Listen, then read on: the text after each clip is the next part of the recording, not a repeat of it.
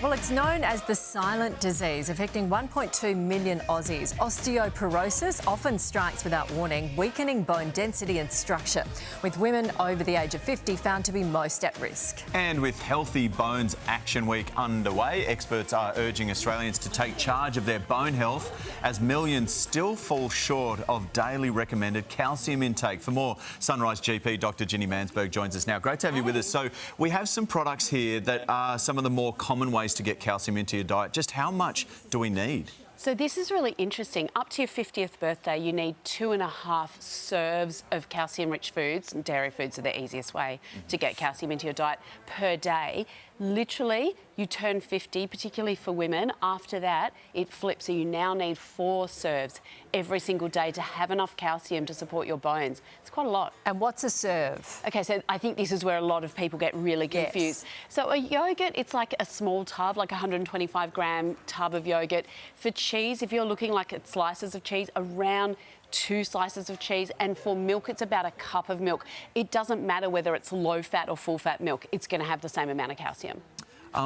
Osteoporosis, prominent in women over 50, those going through menopause also too. Why is this age crucial for women and their bone health? Where are the impacts? Yeah, it's really interesting because estrogen, which is made by your ovaries, they go into retirement around about the 50-ish mark.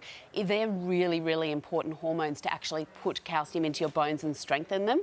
So you kind of plateau in your bone health at around 30 years of age. And then for women, as soon as they start going through menopause, their bone density starts to drop off a cliff. It's quite interesting very quickly after that menopause point. And so what we want to do is we want to make sure that around that midlife period, you've got enough calcium that bone loss that you're going to suffer because of the lack of estrogen is counteracted a little bit.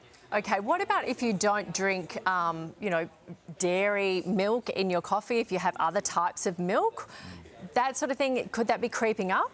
So most of those milks don't have calcium added to them, so they're not good sources of calcium. So you've got to really check the label. You could look at alternatives, like if you like chickpeas, 1 serve is like an entire tin, a 400-gram tin of chickpeas. If you were a fan of sardines, a mere 10 sardines could do the same as what a glass of milk would do. I think it's just easier. It's interesting because most Aussies have dairy in their fridge or milk in their fridge, but yet so few of us are getting enough calcium. It's just ironic. Supplementing at all, is that?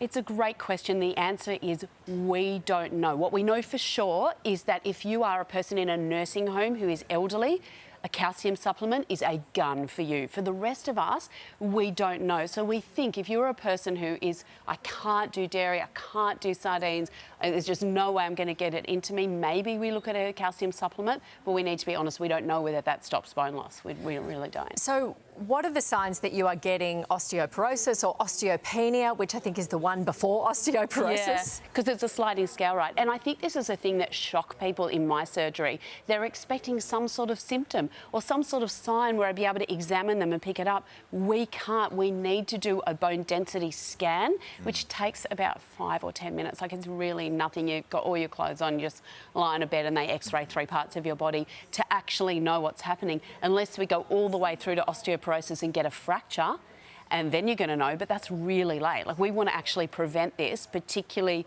in midlife, which I think is why it's so good to have this Healthy Bones Action Week to actually talk about it, so we don't get to the point where people are fracturing and had no idea. So should we be who should be having a bone density test? Should all women in their sort of 40, 50-ish age have one? I actually offer one to every single woman as she goes through menopause. Having said all which, that's not funded by Medicare. So for Medicare, for you to get a bone density scan, you need to be either 70 and over in Australia or have some other condition that puts you at high risk of fractures. So celiac disease, rheumatoid arthritis. For the vast majority of us, you're going to need to pay out of pocket, which is pretty diabolical when you think about it. But it is only about $50, so it's not the end of the world. As you said, it's sliding scale, so it'd be nice to get at least a baseline when you're a bit younger. Ginny, thanks for coming in. Really appreciate it. Thank you. Thank you.